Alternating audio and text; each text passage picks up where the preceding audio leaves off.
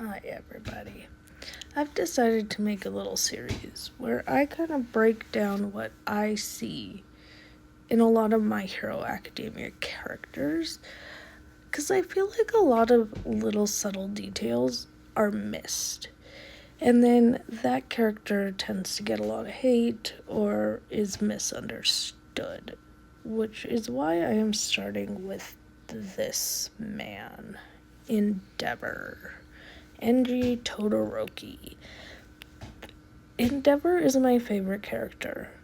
He has some of the best character development that can be subtly seen through all the seasons. So, I'm going to talk about it. And we're going to start from the beginning of everything with him and work our way to the end. This is going to be spoilers, so if you have not seen My Hero Academia all the way through, do be warned, this is going to have spoilers in it, okay? Alright, now let's get started. Now this man, for most of his adult life, was fueled by hatred and jealousy towards one man. And a lot of you already know who that man is. And you would be correct. It is the one, the only, All Might. He hated All Might because All Might was able to do the one thing he couldn't do, is make it to number 1. Endeavor always wanted to be number 1. He grew up thinking he had the strongest quirk. He was powerful. Does that remind you of somebody else in there? We'll get to him. But Endeavor went about it the wrong way. He let his emotions fuel him to the point where, yes, he becomes abusive, neglectful, he becomes an asshole. Let's be honest. But it kind of changes subtly throughout the show. Now, a lot of you don't want to believe it, you don't want to see it, but I'm going to break it down, and so you can see the subtle changes in him, because he was not always an asshole. Okay, so starting out, his first bad move was the fact that he wanted to make a strong child.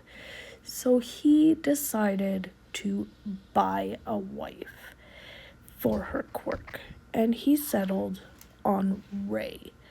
So he gave her family a lot of money to marry their daughter.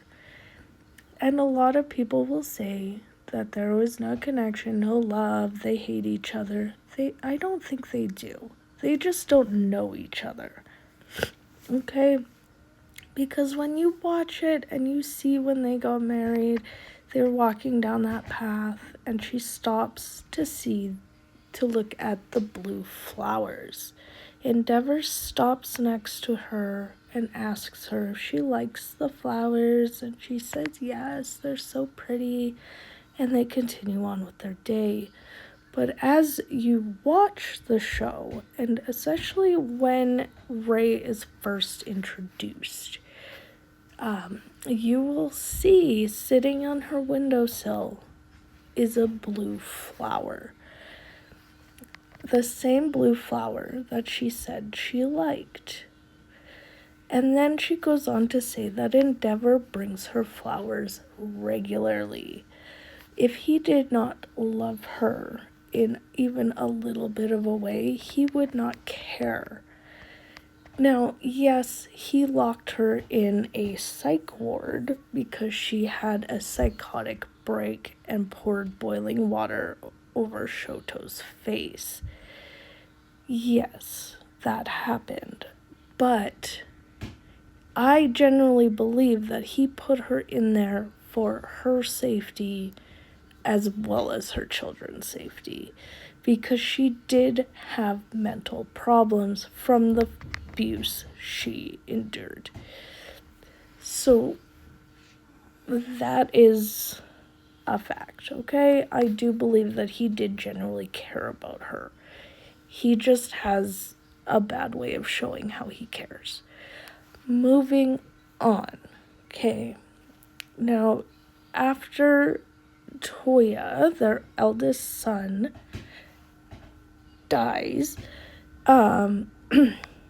Endeavor takes that to heart, and he tries to make Shoto stronger, so Shoto will not have the same fate, because Shoto also has a fire quirk. I generally believe that that's why he pushed Shoto so hard, especially after Toya's death. Now, the way he went about training Shoto is not right. You don't punch your child in the gut to make them stronger, but I do believe that he had genuine concern for his children, and he grieved for Toya every day. He, I believe, carried guilt for Toya's death forever, knowing that Toya went up there to show him how strong he got, and he didn't show up. So he pushed Shoto to try and be stronger. Now, going forward some more, you can also argue that Endeavor's children hated him, but I don't think that that is fully the case. They morally disliked him, but I don't think they fully hated him. Because when you get to the point where Endeavor's fighting that Nomu with hawks, and all of his children are watching, you can see the sheer fear that their father might die. And they are all concerned, they're all upset that he is getting very injured fighting this Nomu. And then at the end, Shoto drops to his knees and is thankful that his father is still alive. That is not hatred. Dislike the man, but they do not hate him. Moving on even further. So, Shoto invites Bakugo Deku to their house for dinner. Natsuo digs into Endeavor in front of guests. Not very nice, but he is blaming Endeavor for Toya's death, that he knows nothing about Shoto, and he is doing dig after dig. Yet, Endeavor lets him. He does not stop him. He takes the yelling, the digs, and lets Natsuo get it off his chest. And then Natsuo leaves. Soon after that, they are heading to the train station where they find that villain who had captured Natsuo. Now, I might have to finish this in a part 2, but there are things in that fight that a lot of people are hating on Endeavor for, and I am going to break that down in part 2 because there's a lot to unravel there. Alright, so let's get to it. Part 2 will be up in a minute. Alright, welcome to part 2, where we're still talking about this man, Enji Todoroki, Endeavor. Now, we ended off when Natsuo got captured by that villain and was held hostage. Now, I've heard a lot of people say that Endeavor did nothing through that whole situation. Now, let me explain why he didn't. First of all, Shoto, Bakugo, and Deku made it there first, and they were attacking the villain.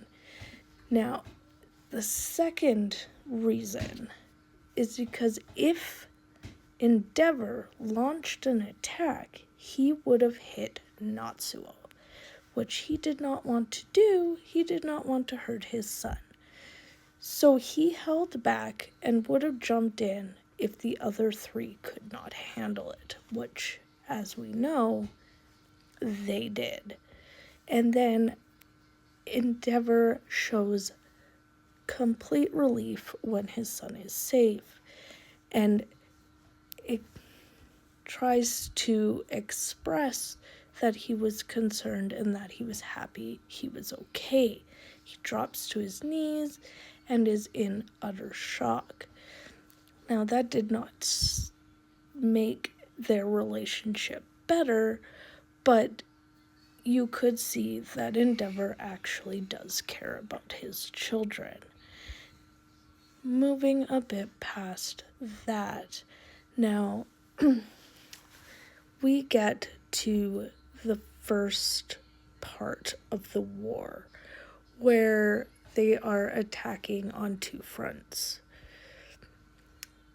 Endeavor is in charge of the hospital, and he is fighting along, and then they go to where Shigaraki ends up being, who is attacking Deku.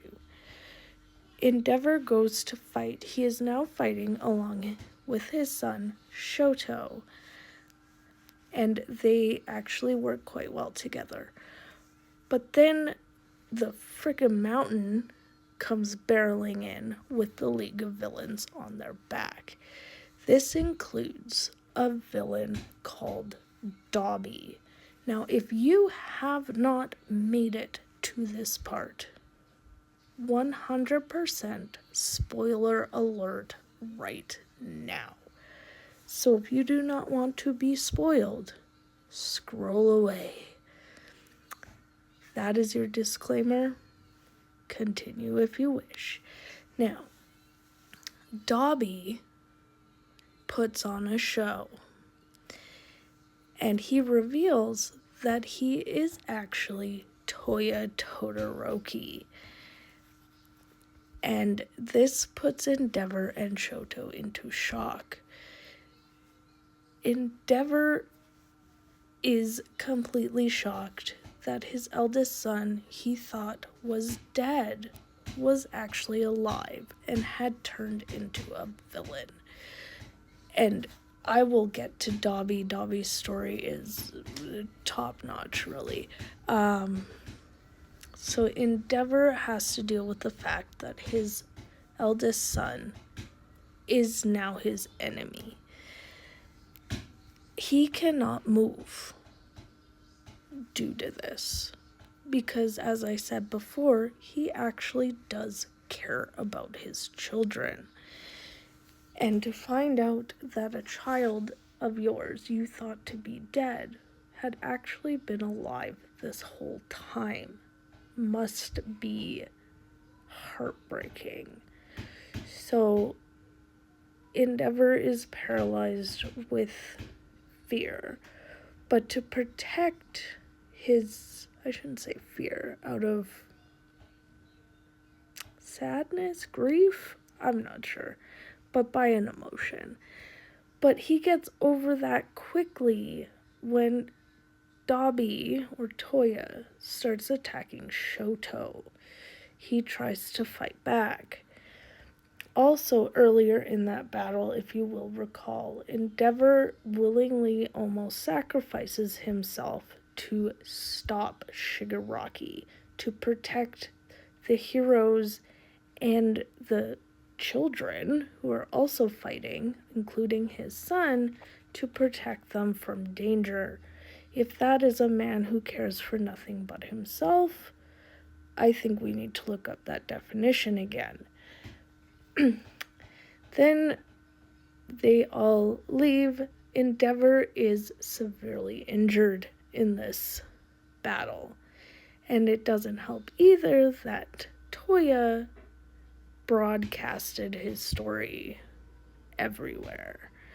So now everybody knows the horrors and the abuse that the Todorokis went through. So we'll pan over to when Endeavor is in the hospital. He is very injured. He can hear people outside saying that he is a horrible person, he should no longer be a hero, all that stuff. His family comes to visit, And when he sees them, he breaks down in tears, probably from guilt of what happened with Toya. They come in to comfort him, and he generally starts to feel better because Shoto agrees to help him take down Dabi or Toya. And then they come up with the plan later on who will fight Dabi. Now, a lot of you are like, how cruel is it that they pitted Shoto against Dabi? I'll get into that more detail in another series when I do both of them, but the reason they didn't put Endeavor against Dabi is because, as I said in part 1, his flames burned hotter than Endeavor's. Endeavor would be useless against Dabi, and how we see that is later on in the final moments with Dabi, that Endeavor is trying to get Dabi away from everybody before he explodes. And then Shoto comes in and does the finishing move. But Endeavor is trying everything to protect his family, who is also trying to help him. Then, after it's all said and done, Endeavor starts crying again. And he crawls over to Dabi or Toya and apologizes for everything that happened. Generally meaning it, he was thoroughly upset about the whole situation, where then Dabi or Toya says that he hates him, but I feel like that was just anger because he started to cry, which we'll get to Dabi later, like I said. But Endeavor then, after everything with Toya, would go to the prison every day and talk to Toya and tell him everything that's going on in the world up until Toya's death. But Endeavor also said that he was going to do his best to make amends with everyone. And when Natsuo decided to leave the family because he couldn't take it anymore, Endeavor let him. He said that was fine and that he needed to live his life. That just shows, from being somebody who was so controlling to somebody who is just took everything in stride at the end. That is why he is my favorite character. Endeavor grew so much. He went from being an asshole to a generally good person and a caring person who just wanted what was best for his family. And I just love that man. I'm sorry, guys, but I'll do somebody next, okay? Stay tuned. Bye.